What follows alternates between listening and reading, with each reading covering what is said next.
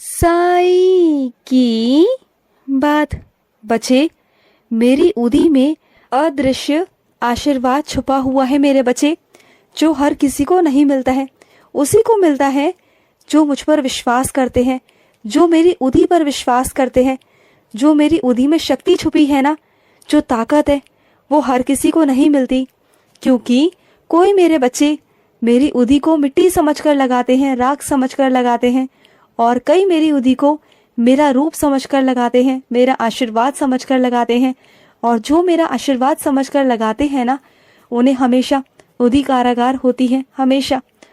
और उन्हें लीला दिखाती ही दिखाती है मेरे बच्चे। और सुनो, जो तुम्हारी परिस्थितियां देखकर जो लोग तुमसे किनारा कर गए ना, तो करने दो। उनकी सही चीज यही थी, उनकी सही औकात ही यही थी कि वो ऐसे ही थे। तो तुम परेशान मत होना, क्योंकि वो यही थे, उनका असली चेहरा यही था जो तुम्हारे सामने आ तो गया ना। तो इस चीज का शुक्र मनाओ कि हाँ, उनका असली चेहरा तुम्हारे सामने आ गया, क्योंकि ना वो ना आज तुम्हारे थे, ना वो कल तुम्हारे हैं। तो बस ऐसे लोगों से दूर जितनी जल्दी हो जाओ ना, उतनी जल्दी तुम्हारे लिए अच्छा है। मैं नहीं चाहता कि तुम किसी वहम में जियो। तो बहुत अच्छा हुआ, बल्कि तुम्हें शुक्र करना चाहिए कि जो होता है वो अच्छे के लिए होता है। और सुनो, जब से तुमने मेरा ये साथ पाया है ना, तो तुमने सारी चिंताएं मेरे चरणों में छोड़ दी हैं। और यही बात तुम्हारी मुझे सबसे अच्छी लगती है कि तुमने सब कुछ अपने साईं पर समर्पित कर दिया है, अपने साईं पर भरोसा करते हो तुम। ये सबसे अच्छी बात है मेरे बच्चे, सबसे अच्छी बात है।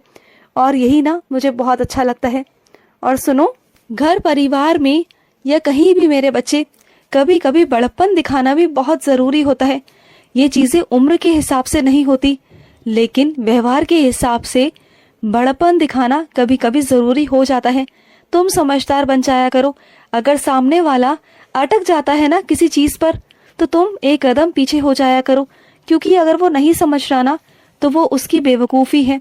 लेकिन तुम्हारी समझदारी यही है कि तुम मान जाओ और शांति से वहाँ से हट जाओ। और बाकी जो करवाना होगा वो तो मैं करवा ही दूंगा ना, चिंता मत करना। और सुनो, तुम पर ना एक जिम्मेदारी आई है, और उस जिम्मेदारी को तुम्हें बहुत अच्छे से निभाना होगा।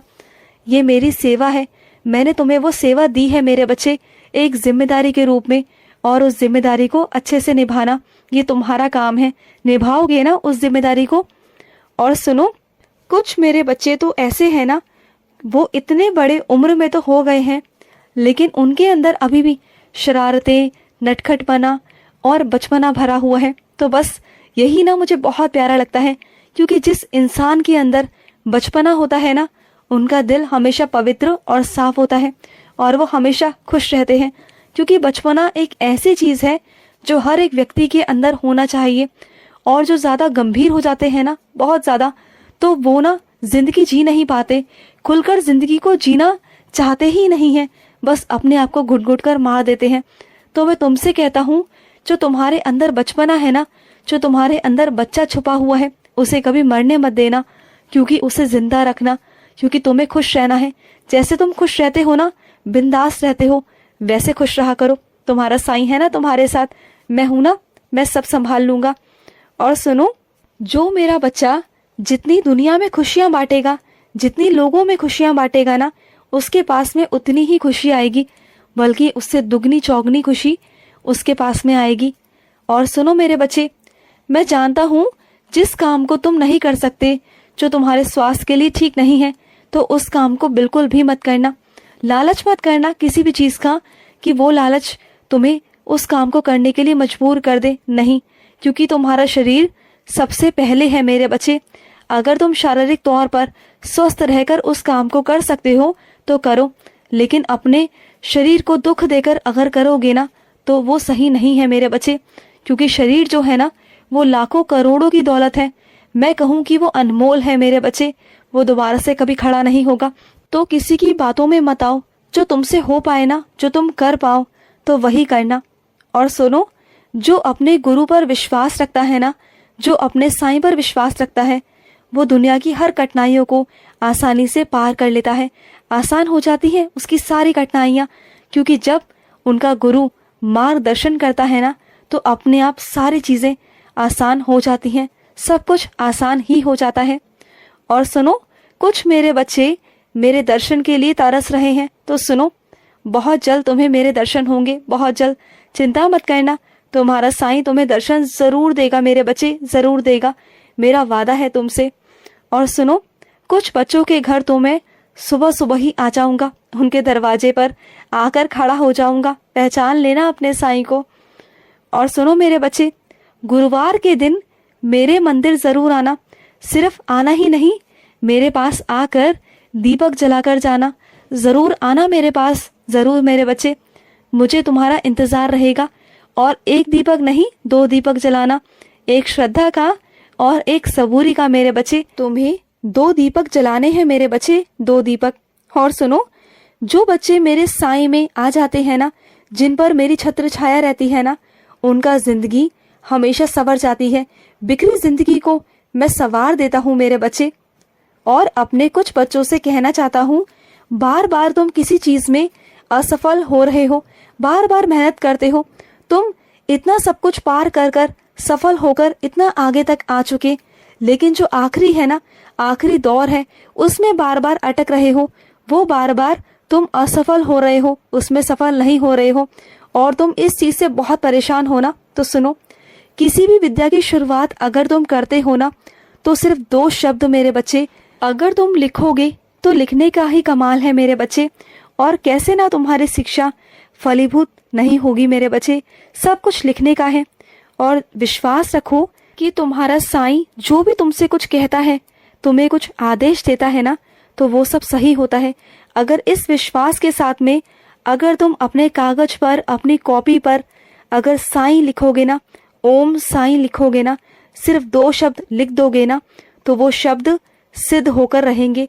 और वो कैसे नहीं सिद्ध होंगे, क्योंकि वो एक नमस्कार का रूप होते हैं। लिखने से पहले ही अगर तुम मुझे नमस्कार कर दोगे ना, तो सब कुछ मैं ही लिखवाऊंगा तुमसे, और तुम्हारी परीक्षा में तुम उत्तीर्ण रहोगे। इस बार तुम्हें सफल होने से कोई नहीं रोक सकता, कोई भी मेरे बच्चे। और सुनो, अगर कोई अहंकार करता है ना, तो करने दो। किस चीज का अहंकार है उसे? जमीन जायदाद का, अपनी सेना का, नौकरों का, या पैसों का? होने दो ना, या बल का, क्योंकि इसमें से कोई भी चीज स्थिर नहीं है मेरे बच्चे। सब कुछ अस्थिर है, सब कुछ नाशवान है, एक दिन सब कुछ नष्ट हो जाएगा, सब कुछ देखते देखते सब कुछ नष्ट हो जाएगा, सब कुछ। अगर कोई तुमसे ऐंठता है, तुम्हें कोई धमकाता है, तो सुनो, वो उसकी ताकत नहीं, वो उसकी सबसे बड़ी कमजोरी है, सबसे बड़ी कमजोरी। तो उस कमजोरी को ना अपनी ताकत बनाओ, उससे डरने की वजह ना अपने आप को मजबूत बनाओ। और सुनो, तुम्हारे परिवार पर मेरी कृपा है, बहुत कृपा है, बहुत सारी कृपा है मेरी। तुम अपने परिवार को लेकर बिल्कुल भी चिंता मत करना, मैं हूं ना, मैं सब संभाल लूंगा। और सुनो, रात को सोते वक्त मेरे पास जल रखकर सोना।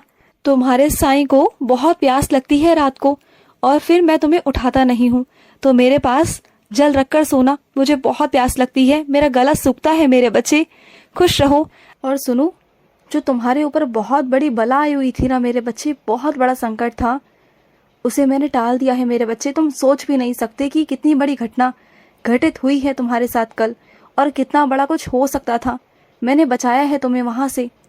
पर अब चिंता मत करो, सब कुछ ठीक हो चुका है, और भी मैं ठीक कर दूंगा। बस इतना समझ लो, परेशान मत हो कि बाबा ऐसा क्यों हुआ, बल्कि ये समझो कि बहुत बड़ा कुछ संकट था तुम पर, जो सूक्ष्म कर टाल दिया मैंने, वरना इसका बहुत बड़ा अंजाम हो सकता था, जिसके बारे में तुम सोच भी नहीं सकते थे। तो थोड़ा सा धैर्य रखो, सब ठीक हो जाएगा, खुश रहो। आज का साई संदेश समाप्त हुआ।